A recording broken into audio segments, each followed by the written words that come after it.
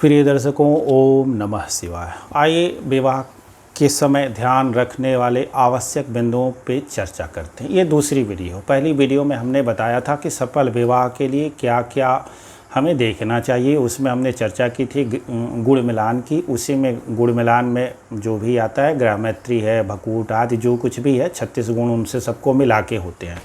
तो पहला है गुण मिलान, दूसरा हमने वहाँ पे रखा था मंगल दोष का मिलान, और तीसरा कुंडली के अन्य ग्रह।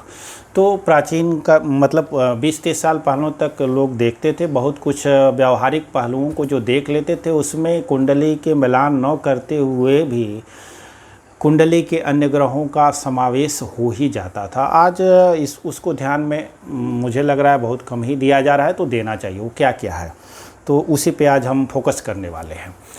पहला नंबर ये होना चाहिए कि जो लड़की का स्वभाव है, लड़की का पिता तो जानता ही है अथवा लड़की के गार्जियन जानते हैं। दूसरा नंबर है लड़के का पिता अथवा लड़के का गार्जियन लड़के के स्वभाव को जानता है। नहीं जानता है तो पूछ ही लेना चाहिए। मान लीजिए बचपन से जानता रहा है, अब 10 साल बाद पढ़ रहा है, फिर लौट के आया है, तो पूछ लेना चाहिए क्या तुम्हारी फ्यूचर प्लानिंग है, किस तरह का चाहिए।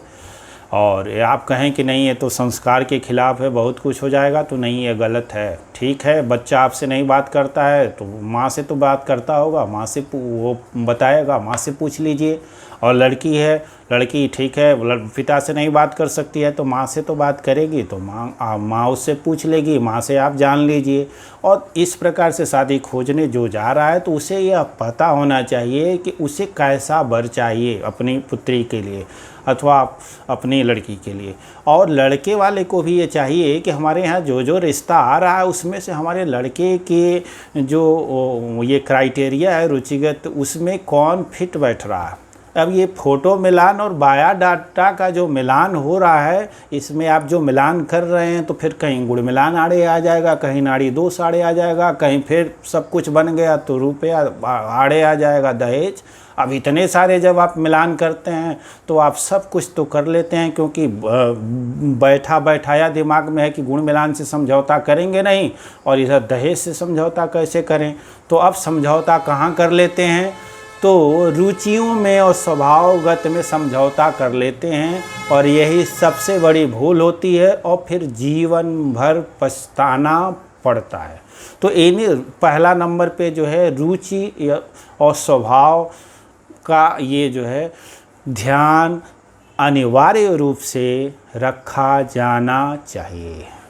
थोड़ा बहुत 19-20 हो जाए तो लड़की भी सेट कर सकती है, लड़का भी सेट कर सकता है। यदि लड़के को कमाऊ ही बीवी चाहिए तो अब कमाऊ ही चाहिए। अब वो ठीक है, वो 50,000 कमाऊ खोज रहा है, कोई 50,000 वाली नहीं मिल रही, 30,000 वाली कमाऊ मिल रही है तो चल जाएगा। लेकिन यदि वो नौकरी वाली ही चाहिए और बिना नौकरी वाली आप उठा के लेके चले आए, रिश्ता कर लिए, तो नहीं पटेगा साहब, कुछ दिनों बाद खटपट हो ही जाएगी। इसी प्रकार से लड़की की भी स्थिति है। लड़की को एकदम देहात में नहीं जाना है, शहर में पली बड़ी है, मान लीजिए अहमदाबाद पड़ी है, मान लीजिए दिल्ली रही है, पली बड़ी है, और उसको आप ले आकर के हमारे यहाँ गांव में कर दिए। खूब अच्छी खासी व्यवस्था है, परिवार की सब व्यवस्था, लेकिन रोज़ घूमने को गांव में नहीं मिलेगा ना।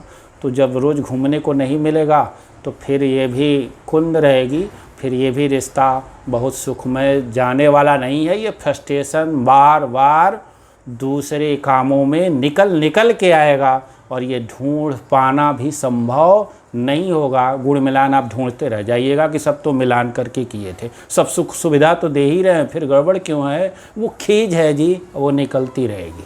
दूसरे नंबर पे आइए, ये स्टेटस में भी आ जाता है। तो रुचि को देखना स्टेटस, लड़की वाले को अपने से थोड़े से ऊंचे ही जाना चाहिए और लड़के वाले को अपने से थोड़े से निचले स्तर की ही करनी चाहिए। तो भविष्य की प्लानिंग क्या है, और फिजिकल ये जो मिलान है बहुत ही आवश्यक है। यदि ऊंचाई आदि में समझौता, थोड़ा सा फिजिकल मिलान नितांत ही आवश्यक है, क्योंकि यदि बहुत खूबसूरत लड़का है और दबाव, मान लीजिए आज्ञाकारी है, दबाव में आपने कर दिया, उसके पर्सनालिटी के अनुरूप नहीं, तो वह भी रिश्ता चल पाना मुश्किल ही होगा, किसी तरह से ढोएगा और खींच निकलती रहेगी। लड़की पर्सनालिटी में बहुत अच्छी है, उसकी सोच कुछ और है, आपने कहीं और कर दिया, तो यह भी ठीक नहीं है, वहाँ भी स्थिति बिगड़ेगी।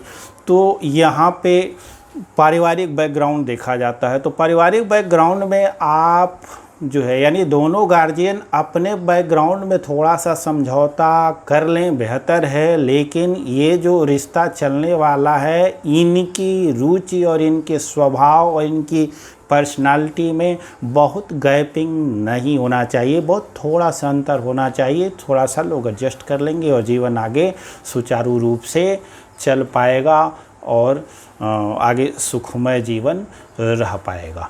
तो इन सब बातों का ध्यान रखना चाहिए। और रुपया, यदि आप रुपया चाहते हैं, खूब धन धान्य संपन्न चाहते हैं और साथ में सुंदरता भी चाहते हैं और साथ में स्टेटस भी चाहते हैं और साथ में कुंडली का गुण मिलान भी चाहते हैं, ज़रा सोच के देखिए इतनी बड़ी डिमांड क्या पूरी हो पाएगी?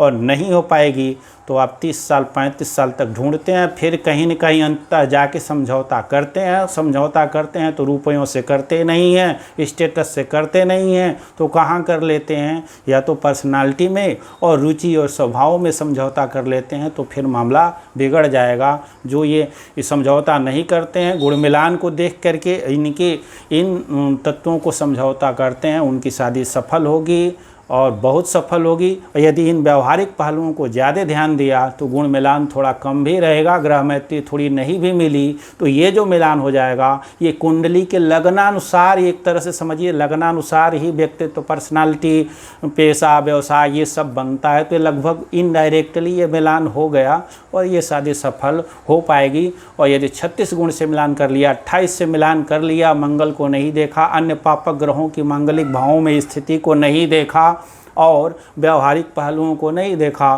तो गुण मिलान धरा का धरा रह जाएगा, नाड़ी मिलान धरा का धरा रह जाएगा, मामला बिगड़ जाएगा। तो थोड़ा सा दृष्टि को साफ रखनी चाहिए। और आगे ये एक महत्वपूर्ण एक लाइन श्री राम शर्मा आचार्य जी की है कि विवाह एक यज्ञ है, इसे उद्धत उत्पात मत मचाएं और अपने जीवन को सफल करें और आनंदपूर्ण रहें। ओम नमः शिवाय। बहुत बहुत धन्यवाद। सब्सक्राइब नहीं किया हो सब्सक्राइब कर लें।